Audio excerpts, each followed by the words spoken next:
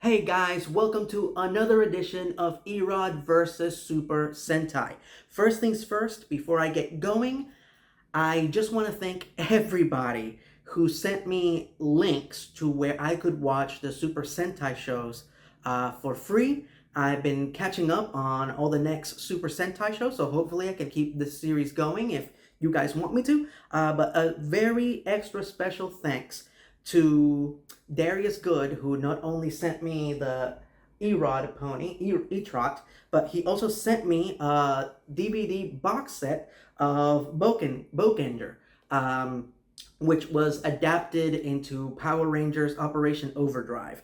So now I have this to look forward to as soon as I finish watching Deca Ranger and Magi Ranger. Anyway, so thank you very much. So yeah, I'm gonna stick to it. As I said before in previous videos, this has been one of the most positive experiences I've ever had interacting with a fan base. I am blown away at how cool and how accepting, how kind the Super Sentai fandom is, and this is uh, undeniable proof of that. Anyway, so enough of that. Let's jump right into this and talk about the next two Super Sentai shows that were adapted into seasons of Power Rangers, starting with Gingaman or Star Beast Squadron Gingaman. Now, last time I talked about Mega Ranger and how Mega Ranger is good, but it's just Power Rangers in space was better. Here it's Gingaman is okay. Power Rangers Lost Galaxy is on a whole other level. Again, Gingaman is not bad, but the best way I can explain it is like in the mid to late 90s when Pixar first hit it big and all the other animation studios were scrambling to create their own computer animated films, and most of those were okay. They were just not on the same level as Pixar. And that's the difference between Gingaman and Power Rangers Lost Galaxy. Gingaman is okay. It's a fine show. It's just Lost Galaxy is literally on a whole other galaxy. Of course, the famous story there is that because of the incredibly poor performance of Power Rangers Turbo, they were going to cancel Power Rangers, and the next season after Turbo was going to be the last. So the creators put everything they had into Power Rangers in Space, believing that it was going to be the last season of Power Rangers, and lo and behold, Power Rangers in Space killed, and with good reason, because it is a great show, one of the best seasons of Power Rangers. And it did so well that not only was Power Rangers renewed for another season, but they felt obligated to create a spiritual sequel to Power Rangers in Space, even though the next Super Sentai had absolutely nothing to do with space, even less than Mega Ranger. With Mega Ranger, the space theme is kind of pointless. It's very flimsy compared to the other 90% of the show. But Gingaman absolutely has nothing to do with space travel, sci-fi. It is just a show about, it's an allegory about protecting nature and saving the environment and all of that. And when I tell you the premise, yeah, there are some similarities to Power Rangers Lost Galaxy, but after those similarities end, I promise you the rest is completely different. So what is Gingaman about? So 3,000 years in the past, the Star Beast, these all-powerful, giant, sacred animals, and the original Gingaman defeated these evil space pirates called the Balban, and defeated their evil, like, giant demon beast called the Titanics, I believe. And they sealed them all away and behind this magical seal. Anyway, so 3,000 years passed, and every generation, another 5 Gingaman are chosen. by pulling the Ginga blades out of the 5 stones. So the day comes for the ceremony, the 5 new Gingamen are chosen, and for some reason that they don't explain very well, there's an earthquake, and the seal that was keeping the Balban trapped breaks, and they get out and immediately start attacking the village inside the super secret Ginga forest, which, kind of like Themyscira and Wonder Woman, it exists in Japan in the forest, but behind this invisible force field. Anyway, so they start wreaking havoc. All the while, the earthquake that released them is still happening, and the new red Gingaman accidentally falls into a crevice. Sound familiar? And as he's dangling there, holding on for dear life, he throws his Ginga Saber to his younger brother, who catches it and then allows himself to fall into the crevice, presumably to his death. So now his brother, who was not chosen, is the new leader of the Gingaman. So in Power Rangers Lost Galaxy, I believe that the villains turned everybody on Miranoi into stone, if I remember it correctly. How did they do that? In Gingaman, it was just a release of energy that messed with the energy frequency or the magic that sustained the shield around the Ginga forest. So when the Gingaman went to fight the Balban during that first encounter and went through the force field to fight them, the force field, the magical barrier closed behind them. So now they can't get home. And so right there, you have 2 elements that instantly make the show completely different. Number 1, all the Gingamen are from the Ginga forest. They are natives of that land. Now they're stuck in not the real world, but our world. And all of them are fish out of water. And that reminded me a lot of Zyuranger, Dinosaur Squadron Zyuranger, how they're warriors from another time, from another culture, and now they're stuck in the present. But that show did a really good job of showing that these are capable young people, and they adapted fairly quickly to modern society. That is not the case here. The Ginga warriors, the Ginga men, they have so much trouble adapting, and that's a major theme throughout the series, that they don't belong here, and they desperately want to get back. As opposed to Power Rangers Lost Galaxy, where only one person is from Miranoi, Maya, and all the other people are outsiders. These freaking outsiders show up while they're performing this ritual to choose their next defenders, and they take the swords. And the people of Miranoi are just okay with that. All right? And Maya goes with them. So imagine, same story, but everybody is from Miranoi. And their main objective is not to get the Terra Venture. The main objective of the Gingaman are to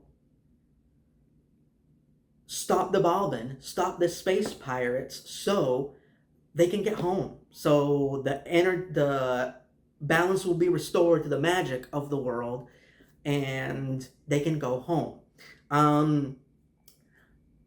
Now, there's something about this show, and I can't quite put my finger on it. I know that it was made in the early 2000s, but everything about it, aesthetically, tonal-wise, it feels like it's a show from the 70s.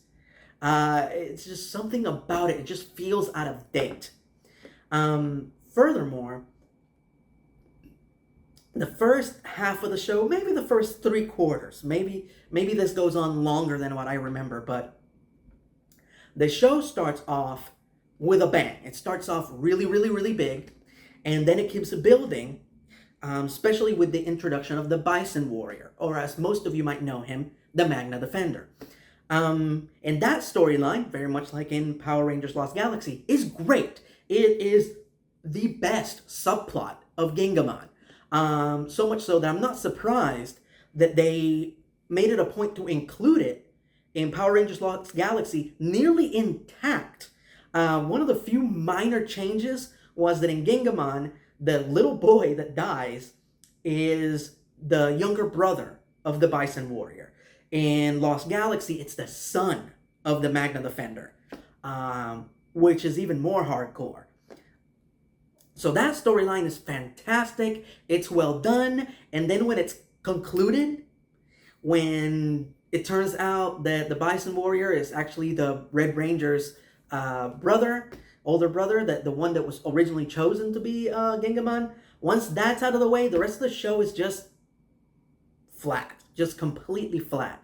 Where Lost Galaxy, on the other hand, they have so many major subplots going on around the main story arc of the season, of getting to Terra Venture, getting the Terra Venture to another habitable planet safely, protecting the colony on their way there. So yeah, that's to me is the true issue, that one subplot was so good that it just completely overshadowed everything else. The characters are okay. The usual archetypes you see in Super Sentai shows, nothing that I felt terribly attached to. The actors are good, and they have their moments, but again, very few of the characters really stuck with me. The one that I liked the most, by default, was the blue Gingaman, Geki, I believe? Goki, who is this huge, muscular man, but he's super sensitive. He's just so sensitive, and I thought that was very interesting, but not enough to make me a super fan of the character. Not in the same way that I like Guyuki from Jetman, or Shiro Go from Bioman. Anyway, so a little personal thing that I found hilarious. So this is yet another Super Sentai where the Yellow Ranger is male, and as per tradition, they make the Yellow Ranger in the Power Rangers a woman. However, this is one occasion where the two actors had very, very different body types. Where the actor that was the Yellow Ranger in Gingaman, Hikaru, he is a string bean. He is skinny as heck. As he is supposed to be the youngest in the team, he's a teenager, his muscles haven't quite come in. I don't know if that's the case in real life, the guy's probably older. But he is thin as a rail. The actress that plays the Yellow Ranger in Power Rangers Lost Galaxy, Serena Vincent, a very curvaceous woman. Very. So you'd be watching Power Rangers Lost Galaxy, and you'd see the Sentai footage, and the Yellow Ranger is like that. And then they cut to a scene where Maya is in her Ranger uniform, but with her helmet off to her side, and she's, you know, one thing is not like the other. So yeah, they did not take care to get another actor with the same approximate body type. But so that I thought was personally hilarious. But Serena Vincent is so wonderful that I can completely understand them casting her as opposed to somebody who matched the Super Sentai footage. Anyway, perfectly matched the Super Sentai footage, I should say. It's something that kind of irked me a little bit. It's not a big deal, but something that I thought was off about Gingaman was the Star Beasts. So the Star Beasts, they appear to be flesh and blood creatures, but they magically transform into robots when they go into battle, and they combine and they do all that stuff. And what bothered me was that these are people from a non-technological society. People that, when they come to our world, they've never seen cars before, they've never seen televisions before, but they have giant mechs. Furthermore, they know how to pilot the giant mechs.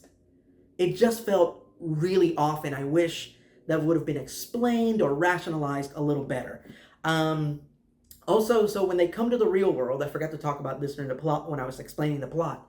So they need somewhere to go, somewhere to live, somewhere to work, and they just happen to stumble upon a horse ranch. And the guy who runs the horse ranch, not to be confused with the owner, completely different guy, but the guy who runs it, he just takes them in. He just takes in these strangers.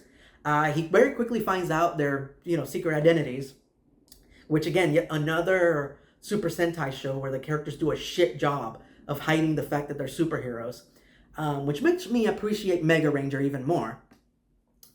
So he gives them jobs, he gives them room and board, and when they're not working around the ranch taking care of the horses, in the first episode, they take this magic nut and they plant it in the backyard without asking for permission of this horse ranch that doesn't belong to them or belong to their boss. And this gigantic tree, this enormous, super wide, super tall tree grows, and they go inside the tree, and that's their headquarters, inside this giant tree.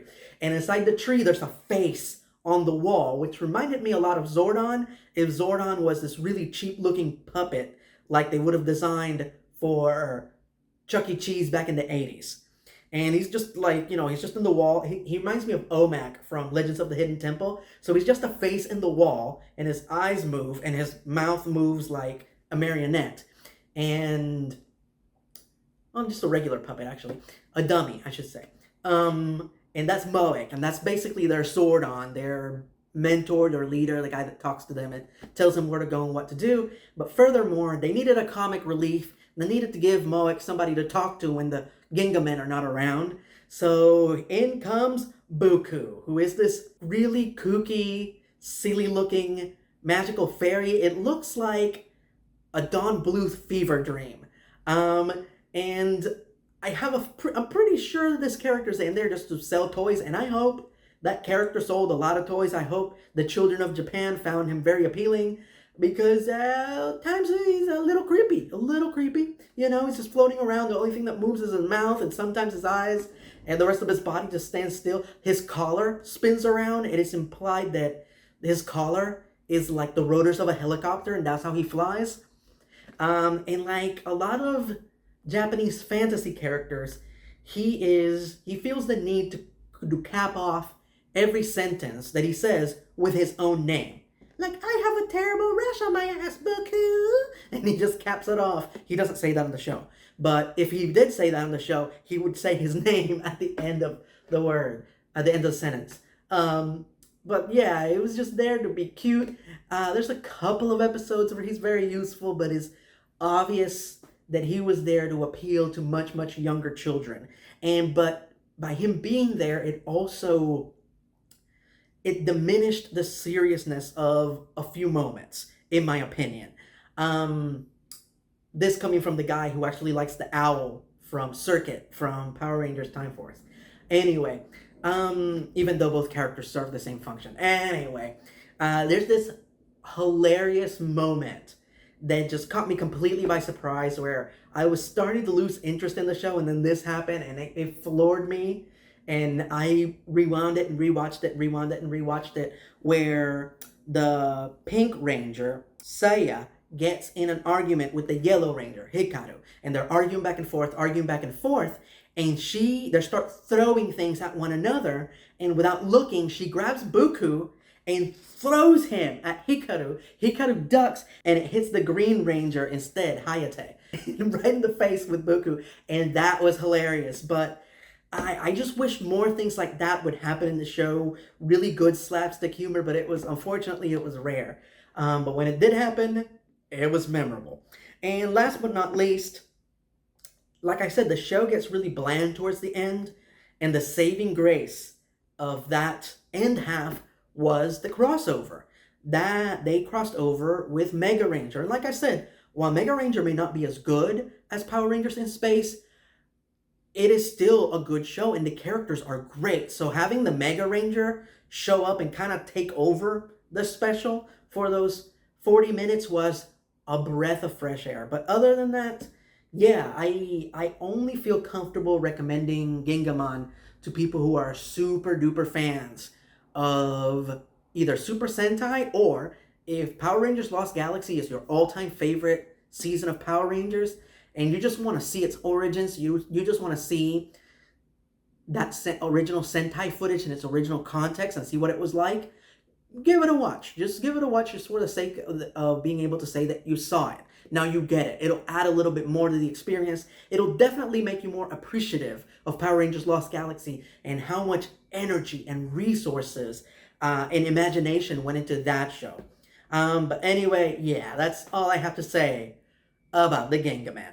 Moving on to GoGo 5! Or Rescue Squadron GoGo 5. For some reason, they couldn't call it Rescue Rangers. Alright, so I've talked about Super Sentai that are better than Power Rangers. I've talked about Power Rangers shows that are better than their Super Sentai counterparts. And now, here is the Super Sentai that is pretty damn evenly matched with its American counterpart. And yes, I know that Power Rangers Lightspeed Rescue is one of the most beloved seasons of Power Rangers. I know that for a lot of people, Carter Grayson is either their favorite Red Ranger or they consider him to be the best Red Ranger, and it's hard to dispute that. But just hear me out and believe me when I tell you that GoGo 5, it measures up. It's right up there. It's shoulder to shoulder with GoGo 5. GoGo 5 is shoulder to shoulder with Lightspeed Rescue.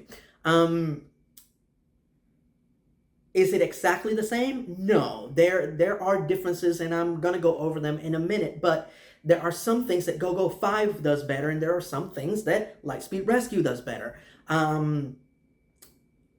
But ultimately, as far as I'm concerned, one is not better than the other. So let's start with what is GoGo 5 about. So in Power Rangers Lightspeed Rescue, somehow Captain Mitchell knows about, the demons that are coming and all that. There's this clandestine organization that has put together all the equipment, all this personnel. Who's paying for this? Who knows? No idea. And they are the ones that choose the Power Rangers. Power Rangers, they're supposed to be themed after rescue workers, but they only choose 2 rescue workers, a fireman and an EMT, and 3 civilians. What? And they never truly explain why. It's kind of implied that it's due to the strength of their character, but these Power Rangers are supposed to be rescue workers, right? They're supposed to, there's this huge disaster that's coming, and they're gonna need more than just people that can fight robots. They need people who can save bystanders. They can save civilians from this catastrophe that's coming. So, which brings me to the first huge difference between Lightspeed and GoGo 5, which is that, as I've explained before, the Super Sentai shows take place in a world where people have witnessed giant monsters and robots and dudes in spandex and helmets saving the world. They've seen teams of Rangers many times before. This is a world that's used to these things happening. So for that reason, Japan has a service that monitors said paranormal or supernatural activities called the Disaster Prevention Research Center.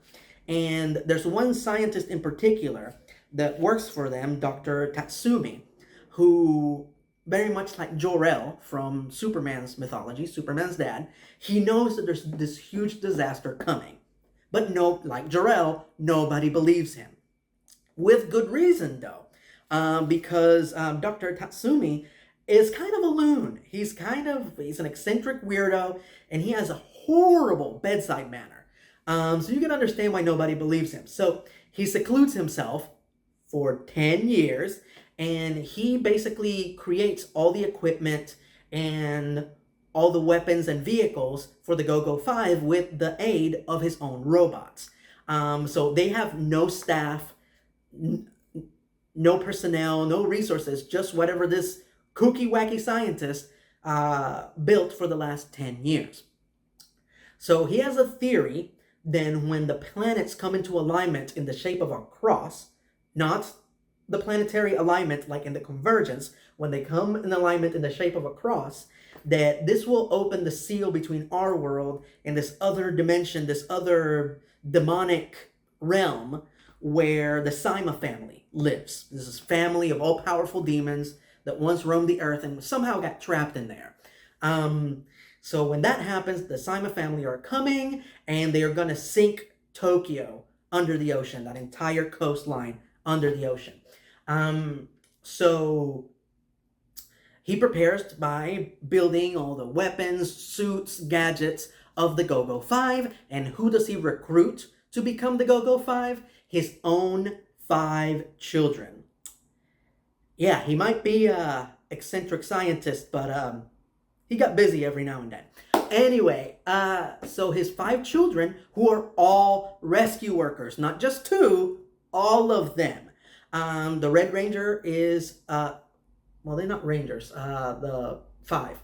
Anyway, the red one, Go Red, is a fireman. Go Blue is also a fireman, but one specializes in putting out fires. The other one specializes in going in buildings and rescuing people.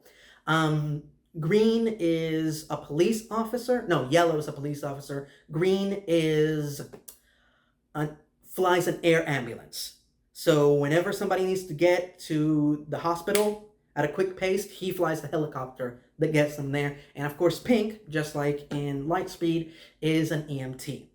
So 4 brothers and a sister, all of them rescue workers, whose father knows firsthand can handle this job, because the point is for them to save as many people as possible.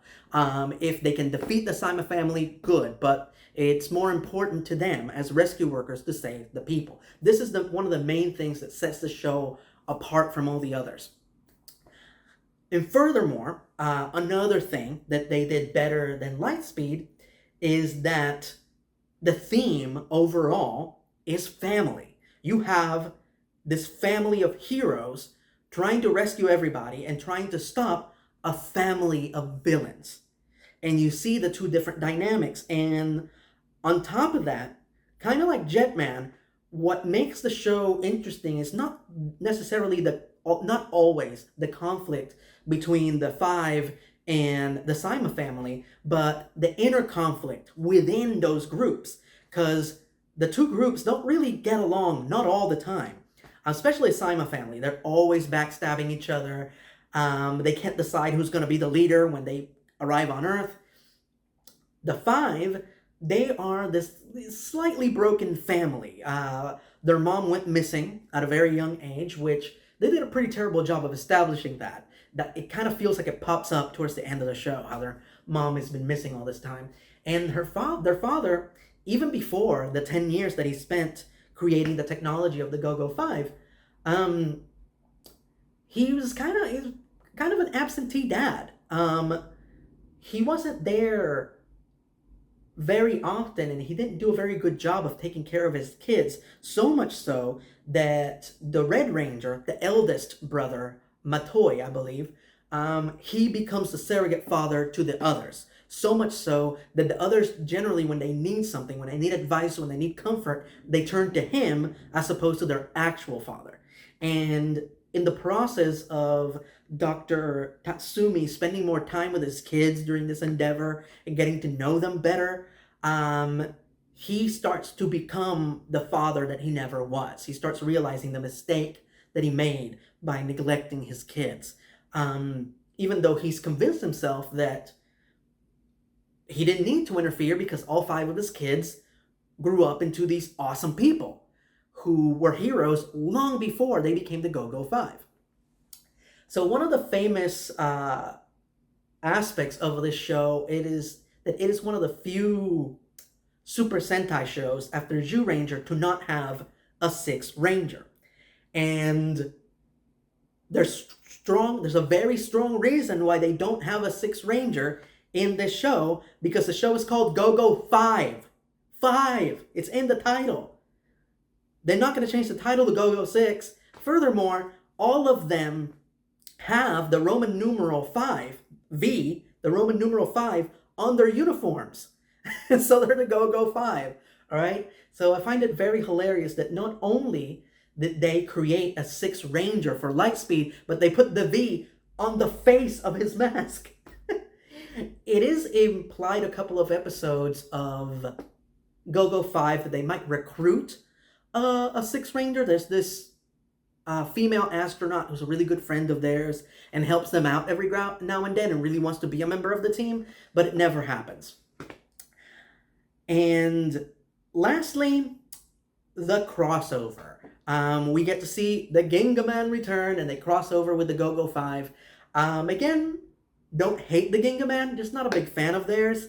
But I find it interesting that they stressed, this is one of the few crossovers there where they really, really stress the difference between the two groups. Where the Gingaman, they're warriors. They're there to fight monsters and save the day, preserve the environment. While the GoGo 5, they're rescue workers. They insist in protecting the people and saving as much human life as possible.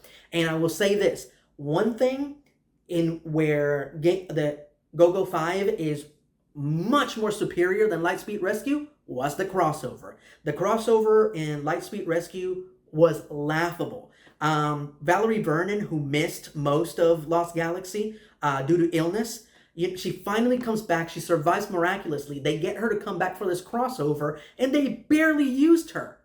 Are you high? What a waste. And most of the Lightspeed crossover focuses on this little girl who in the GoGo 5 version is just like a footnote. It's just like a quick plot point in order for the heroes to become aware with what the Sigma family is doing. They are kidnapping human beings and using their souls to power a demon. If that sounds awesome, that's because it does. It is. So yeah, much more superior, the crossover in the Super Sentai version, and also a major milestone at the end when they combine the mechs to fight the giant demon that the Sigma family is summoning via and empowering via the souls of kidnapped citizens. They actually combine the GoGo 5 mech with the Gingaman mech, which I thought was awesome. I'd never seen that before, and I appreciated that they took that next step to show both groups combining their powers. Anyway, so there you go. Those are my opinions, my first impressions, my reactions to Gingaman and GoGo 5. Agree, disagree, feel free to say so in the comment section below. But as per usual, and I don't feel like I need to say this to Super Sentai fans because you guys are pretty cool, but please respect one another in the comment section. There's no need to fight. We're all on the same team. And now for the announcements. I haven't even premiered my honest review of The Legend of Vox Machina Season 3, and people are already asking, when am I going to release the first episode of Cartoon versus Campaign, the Season 3, Vox Machina Season 3 installment. And, well, if you can't wait for that, well, you're in luck. You only have to wait 1 week. Next Wednesday, the first episode in that series will premiere. I will start comparing Season 3 of The Legend of Vox Machina to the corresponding campaigns of Campaign 1 of the corresponding episodes of Campaign 1 of Critical Role, and sharing the differences between the two. So you can check that out in just 1 week, next Wednesday, on this very channel. Right now, on my Patreon page, by popular demand, I'm counting down my top 10 favorite Batman Beyond episodes. You guys wanted it, you got it. I did my top 10 favorite X-Men episodes. I did my top 10 favorite Batman the Animated Series episode. And then a lot of you were like, hey, can you do Batman Beyond? Hell yeah, I can do Batman Beyond. So I'm counting those down. So if you want to see that video, and if you want to tell me, respond to that video and tell me your favorite episodes of Batman Beyond, but you're not a patron, all you have to do is go to patreon.com/ERod and pledge $1. That's it. You pledge $1 and you're helping me to continue to produce content, and in return, you get bonus videos. And this week you get a bonus video where we get to chat, we all get to chat about our favorite episodes of Batman Beyond. Can't beat that with a wooden stick. And what a lot of fans describe as a safe space where a bunch of randos and trolls won't mess with you for voicing your opinion. So that's always nice. And I am beyond honored that my Patreon page has become that space. So there you go. And last but not least, what most of you have been waiting for, what is going to be my next honest review. My next honest review is going to be on one of my all-time favorite shows, Sam and Max Freelance Police. So keep an eye on this YouTube channel, and very soon, very, very soon, this coming month in December, I will be releasing my honest review of my favorite crime-fighting parody heroes. So thank you so much for your ongoing support, because I could not do what I do without you.